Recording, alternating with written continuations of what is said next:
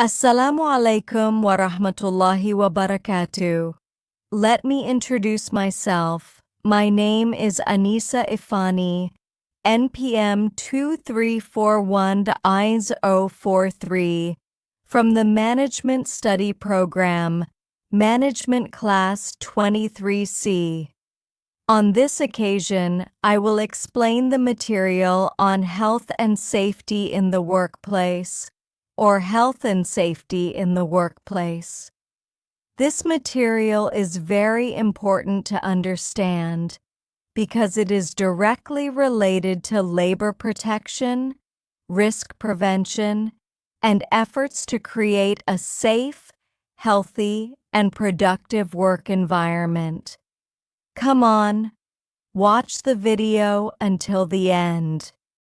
Health and safety in the workplace is a very important aspect of the working environment because it is directly related to the physical and mental well-being of workers. Every company has both a moral and legal responsibility to ensure that the work environment is safe and free from risks that could lead to injury, illness, or even death. Improving health and safety standards not only protects employees but can also increase productivity, efficiency, and the overall image of the company.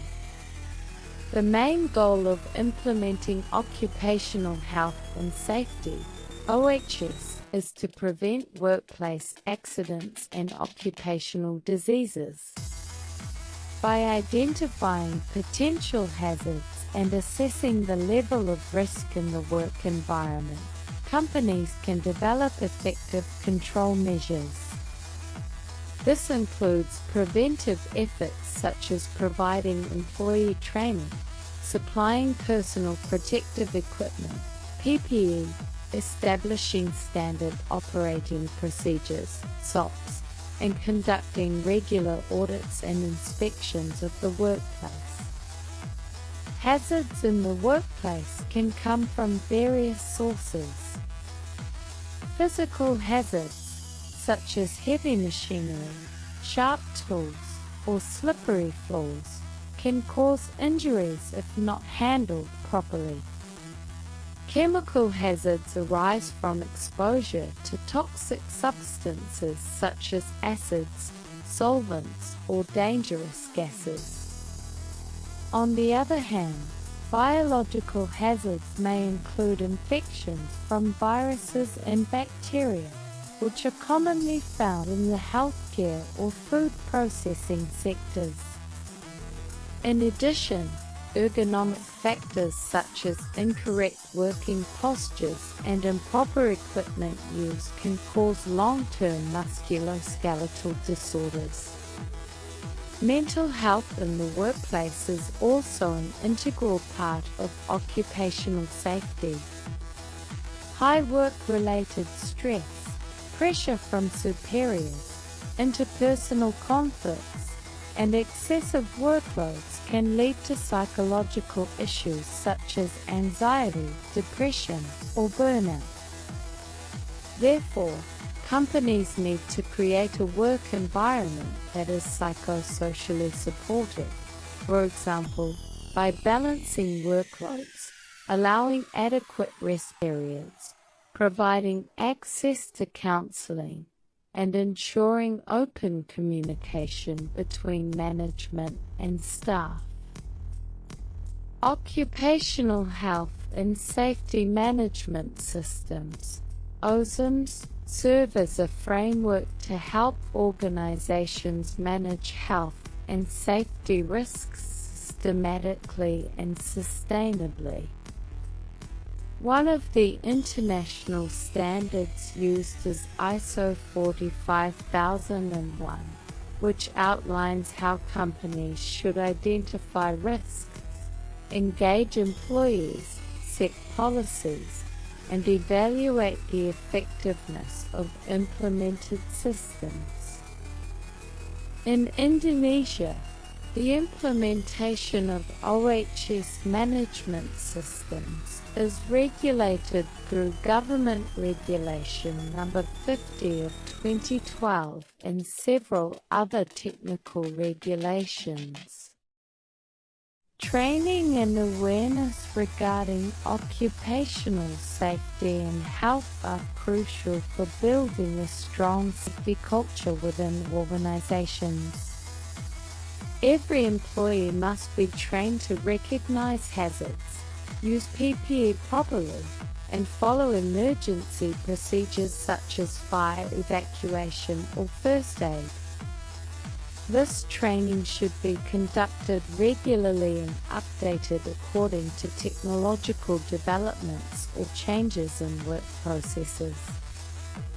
Employees who are aware of the importance of OHS are more likely to work carefully and responsibly. In practice, companies must also prepare emergency response procedures for unexpected situations. For instance, in the event of a fire, there should be clear evacuation signs, fire extinguishers, and unobstructed evacuation routes. Similarly, in cases of workplace accidents, there should be designated first aid officers and complete first aid kits. Companies are also required to record and report work incidents as a form of evaluation to prevent similar occurrences in the future.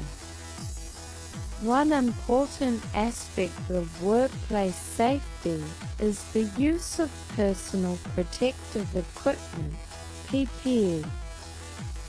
PPE must be tailored to the type of job. For example, helmets for construction workers, masks and gloves for lab workers, and safety shoes for factory workers. However, PPE should be considered the last line of defense in the hierarchy of hazard controls. The first step should always be to eliminate the source of danger, replace it with a safer alternative, or redesign the work process to make it safer both technically and administratively. Health and safety in the workplace is essential for protecting both the physical and mental well-being of employees. Companies have a legal and moral responsibility to provide a safe working environment, which not only prevents accidents and illnesses but also improves productivity and corporate image. The core of occupational health and safety, OHS, is hazard prevention. This involves identifying risks, providing proper training, using personal protective equipment, PPE, implementing standard procedures, and conducting regular safety audits. Hazards can be physical, chemical, biological, or ergonomic, and each requires targeted strategies to reduce risk. Mental health is also crucial in workplace safety. Stress, pressure, and poor work-life balance can lead to psychological problems. Supportive environments that offer counseling, fair workloads, and open communication can reduce mental strain and improve morale. Leadership plays a key role in building a safety culture.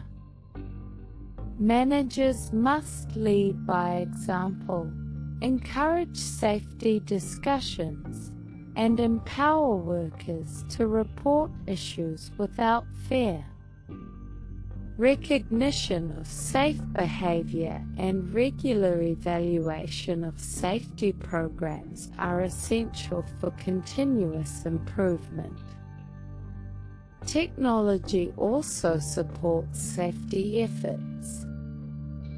Wearable devices, digital training tools, and real-time monitoring can help prevent incidents and enhance employee engagement. Meanwhile, anonymous reporting systems encourage transparency and early intervention in unsafe conditions. Employee involvement strengthens safety culture. Forming safety committees, recognizing achievements, and involving workers in safety planning promote a sense of ownership. When safety becomes part of daily operations, it reflects the company's values and commitment to its people. In a bustling office, the atmosphere was charged with both ambition and a palpable concern for well-being. Employees navigated their tasks, their faces showing focus, yet whispers of stress lingered beneath. Karen, a seasoned manager, stood up during a morning meeting, determination radiating from her. "We all share a responsibility," she began, her voice steady and passionate, "to ensure our workplace is not just productive but truly safe for everyone." She scanned the room, making direct eye contact with several team members, her intent clear. She wanted their voices in this dialogue about health and safety. "Let's discuss ways we can improve our environment and support one another better, especially when it comes to mental health." A murmur of agreement spread through the group, stirring a sense of shared purpose. Karen continued, emphasizing the importance of open communication and the courage to speak up about challenges, both physical and psychological. Each nodding head inspired her further, prompting her to urge the team to think critically about their own experiences and how they could contribute solutions. The meeting transitioned into a brainstorming session, with ideas flowing as everyone felt encouraged to share their thoughts on reducing hazards and fostering a culture of support. Together, they envisioned a workplace where safety was interwoven into daily routines, enhancing not only their productivity, but also nurturing a fulfilling environment for all. Let's start by identifying the key areas where we can make immediate changes, Karen suggested, pulling out a whiteboard. She wrote physical hazards, mental well-being, and communication at the top, her enthusiasm infectious. Team members chimed in, providing insights about potential risks they observed daily. "We need to address the clutter in shared spaces. It can cause falls or hinder emergency exits," Mark, a newer employee, proposed. Encouraged by the acknowledgement, he added, "And we should also implement regular check-ins to discuss stress levels and workload challenges." Karen nodded, her heart swelling with pride at their engagement. With each idea shared, a robust dialogue began to take shape, revealing commitment to a safer workplace.